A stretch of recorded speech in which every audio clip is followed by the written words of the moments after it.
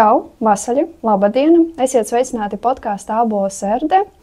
Un mēs kopā ar viesi pārunājam aktuālas tēmas ne tikai jauniešiem, bet arī kopumā mūsdienu pasaulē.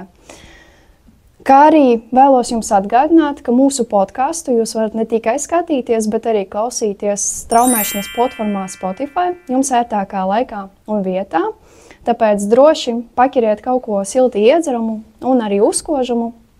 Un tad nedaudz iepazīsimies ar jums, iesildīsimies. Mani sauc Diana Drabuķko, studē Rīgas Tehniskās Universitātes Reizekas akadēmijā uzņēmējdarbību. Paldies! Labdien visiem! Sveiciens! Juris Guntis Vjakse, 25 gadi uzņēmuma īpašnieks, vadītājs. Jums feina pieredze, ko lai saka? Ir labi. Nedaudz iesildīsimies, kā saka, pirms ķersimies klāt šodienas tēmai, būs neliels ātrais jautājumu marafons, kurā nevajag iedziļināties. Pirmā atbilde, kas jums šķiet patīkamāka, to arī izvēlaties. Rīts vai vakars? Vakars. Papīra plānotais vai digitālais kalendārs? Papīra. Kafija vai tēja? Kafija. Darbs klusumā vai ar fonu mūziku vai troksni? Absolūtā klusumā. Strādāt no mājām vai birojā? Birojā. Prioritāšu saraksts vai spontāni? Prioritāšu saraksts. Multitaskings vai fokusēties uz vienu konkrētu uzdevumu? Multi. Rīta zvirbulis vai vakara pūce? Nakts. Darāmo lietu saraksts vai kalendārs? Gan. Gan. Strādāt vientnē vai komandā? Gan. Strikti noteikts grafiks vai elastīgais plānojums? Elastīgais. Pabeigt uz 80% vai veltīt vairāk laika vienā reizē izpildīt uzdevumu? Gan. Plānot nākamo dienu iepriekš vai no rīta? Iepriekš. Ļoti jauki. Esam nedaudz iesildījušies. Ceru, ka jums arī patika. Paldies. Un varam arī ķerties šodienas mūsu tēmai, kas ir kā efektīvi pārvaldīt savu laiku un izvairīties no prokrastinācijas. Kā saka, iesim cauri un aizkodīsimies līdz sērdei. Un pirmais būtu, ko es vēlētos uzzināt, vai kādi ir galvenie iemesli prokrastinācija un kā no tā vairāk izvairīties, sevišķi jauniešiem? Jā. Tēma ir par plānošanu un prokrastinācija ir emocija. Manā ieskatā prokrastinācija vairāk ir emocionāla parādība, nevis kaut kas ļoti, ekstrakts.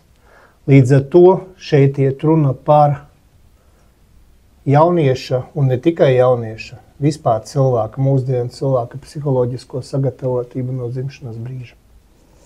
Runāja par to, cik cilvēks jūtas aizsargāts vai neaizsargāts, cik viņš jūtas droši vai nedroši šajā mainīgajā pasaulē.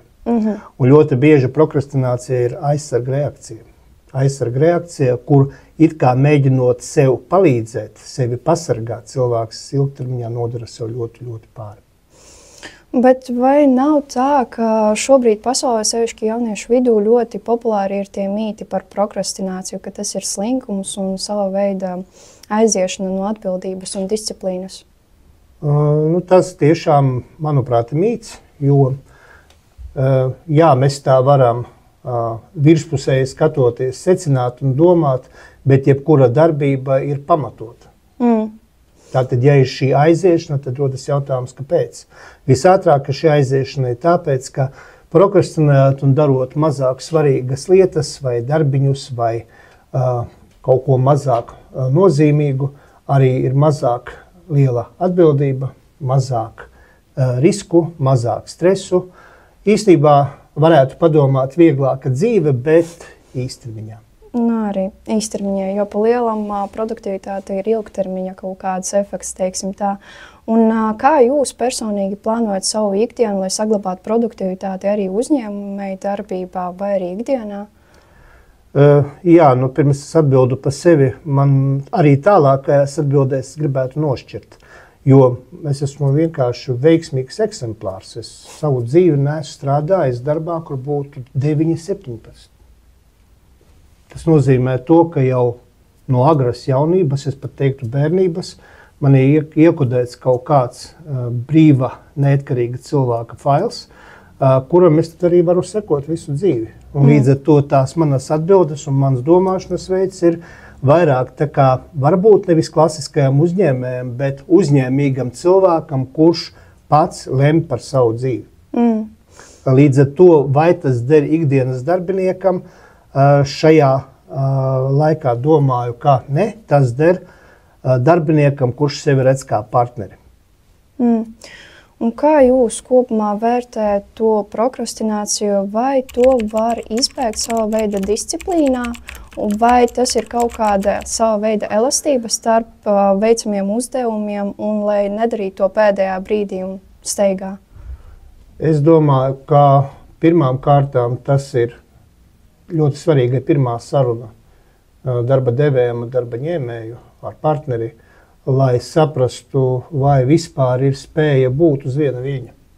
Ja uz šī viļņa uzsēsties, žargonam teikšu, uzsēsties nevar, tad tas ir diezgan bezjēdzīgs process.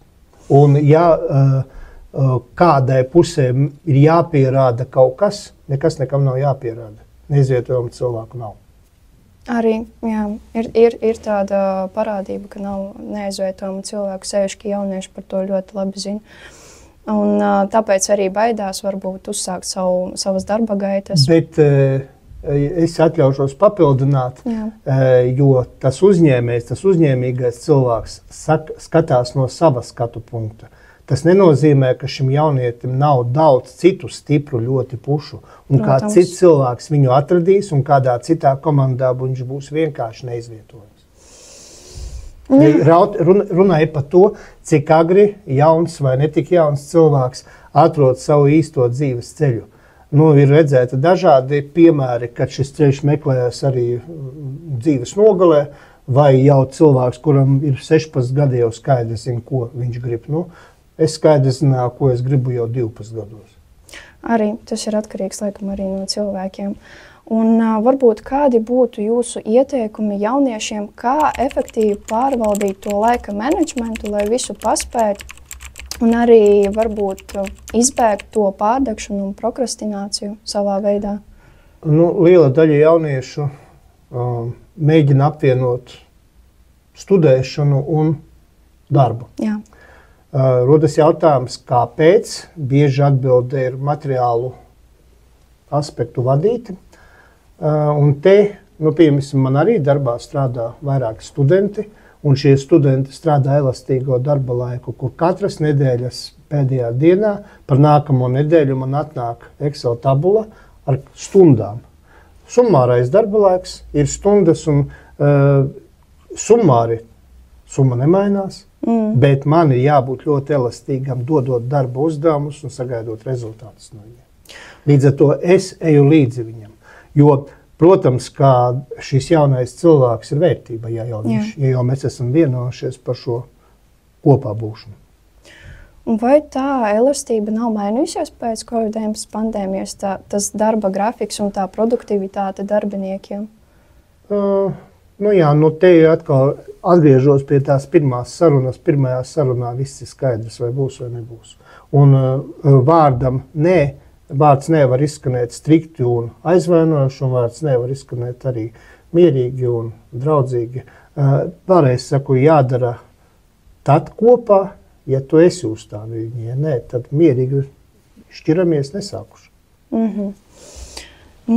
Arī, bet teiksim tā, daudzi jaunieši varbūt šobrīd tā prokrastinācija attīstās, tāpēc, ka ir tā steiga pēdējā brīdī visu darīt, un daudzi cilvēki varbūt nezin, kā no tā izvairīties. Tas time managements, kā jaunieši mēdz teikt.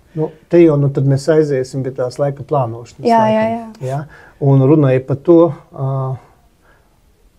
kā kurš rēģē uz ekrānu, kam ir ekrāns. Man tas ir izziņas avots, citam tas ir laika nositējs. Ja?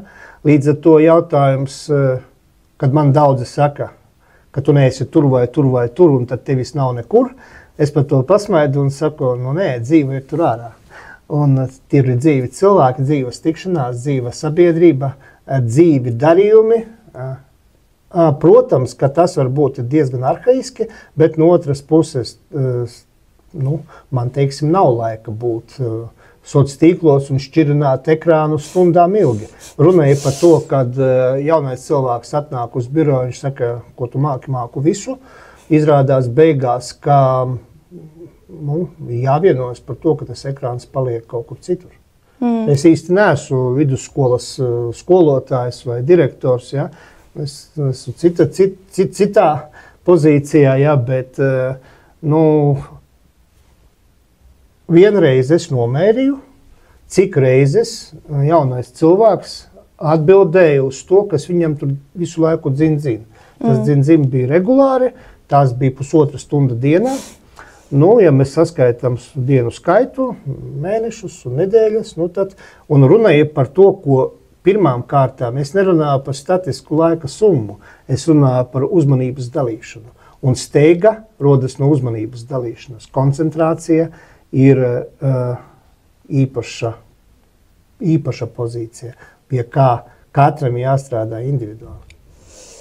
Arī es piekrītu jums, jo man liekas, ka tas ir atkarīgs lielākoties no cilvēka, cik, teiksim tā, labi tu māki sadalīt tos savus pienākumus, tās savas spējas un izvirzīt uz dažādām pusēm un arī reiķināties ar to laiku, kas tev ir.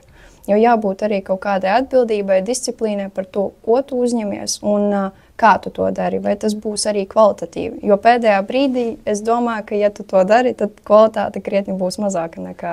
Man pat ir termins dzīve pa putiņām. Viss tā augšējā slānīte neiedziļinoties. Tā var nodzīvot visu dzīvi, bet man liekas, no tādas dzīves tāda jēgas nav un kaifa nav beigās, jo tu tā pa putiņām arī būs nošķucis visu dzīvi. Ja?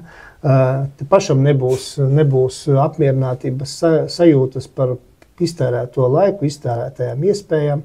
Un, manuprāt, arī jauniešiem pirmām kārtām ir jāpaprasa sev, kas es esmu, ko es gribu, kādi ir mani mērķi, vai tādi vispār ir, vai gribu dabūt tikai diplomu, vai gribu dabūt tikai naudiņu kontā, kāpēc es te esmu un tā tālāk. Jā, tas būtu laikam primārie jautājumi, ko arī ieteiktu jums, jaunieši, padomāt, sevišķi tie, kurie, piemēram, atrodas vidusskolā un domā par to, kur studēt, kur strādāt nākotnē, tāpēc ir dažādas iespējas arī tikties ar uzņēmējiem un arī, teiksim tā, ēnot citas profesijas un saprast, kas būtu tas, kas būtu jūsējs un kas nebūtu. Bet, starp citu, mūsu podkāstā ir laba rubrika, teiksim tā, kad iepriekšējais viesis uzdod nākamajam viesim jautājumu. Un jums trāpījās jautājums, kā efektīvi vadīt savu darba komandu, lai panāktu vairāk. Elastīgi, cilvēcīgi, draudzīgi, profesionāli. Ļoti īsi un kodolīgi. Paldies jums, un lūkšu jūs arī uzrakstīt jautājumu nākošajam viesim, kas tiks uzdots.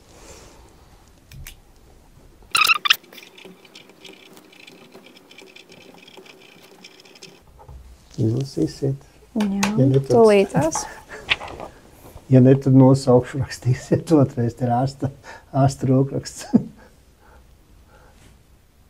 Ļoti labi. Paldies. Bet jums, skatītāji, tas paliks par noslēpumu, lai ir vēl noskatīties nākamo epizodi. Bet liels paldies, ka atnācāt uz podkāstu. Vēlos arī pateikt paldies mūsu, teiksim tā, sadarbības partnerim Lija, kas nodrošināja telpas, lai varētu izbaudīt arī pilnībā šo atmosfēru. Un, ātriem tempiem esam izgājuši cauri.